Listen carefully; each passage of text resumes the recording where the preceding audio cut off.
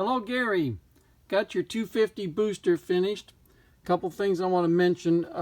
First of all, we're not going to be able to use both of these gauges. This gauge is going to read the vacuum is supplied by my vacuum pump going to your booster.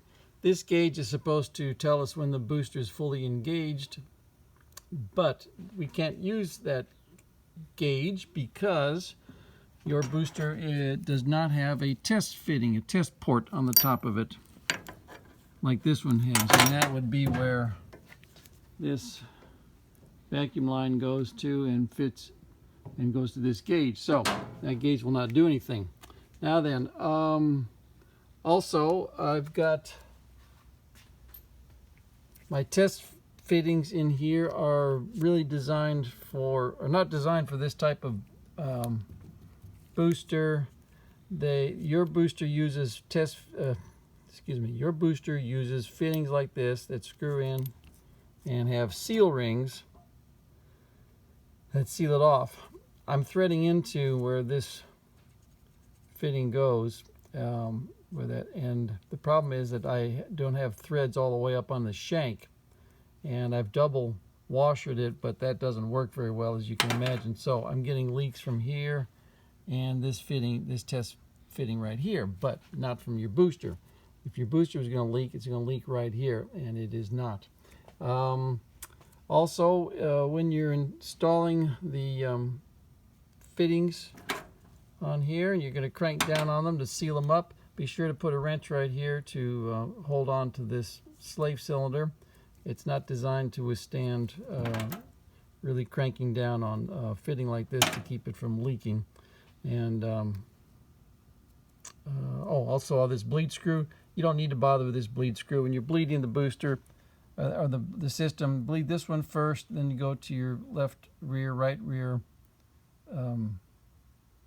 right rear, left rear, right front, left front, and then bleed this, then the booster last. So bleed the booster first, bleed the booster last, and you should be all set. Now then, what we're going to do is go over here and we will see your booster working.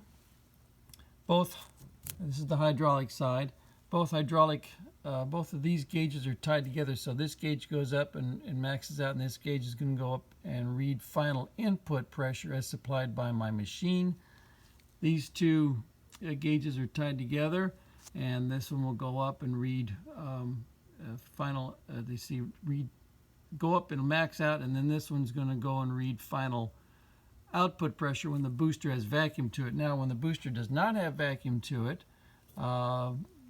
the input is going to equal to the output, and I just want to show you that. We will do the booster without any vacuum to it, so it's inert.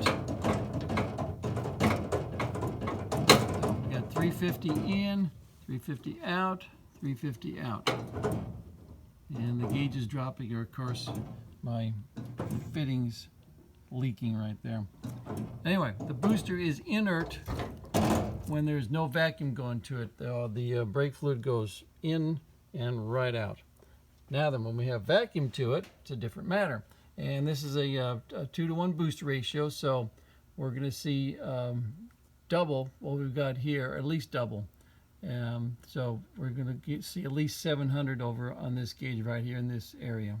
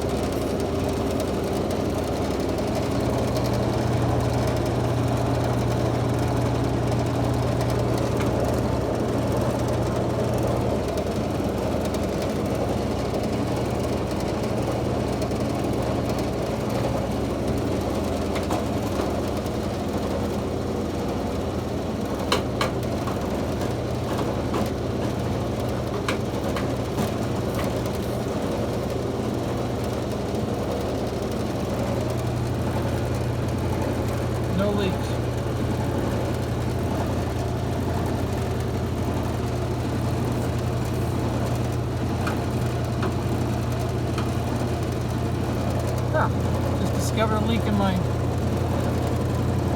brake line. Now where's it coming from? Where's that spray coming from?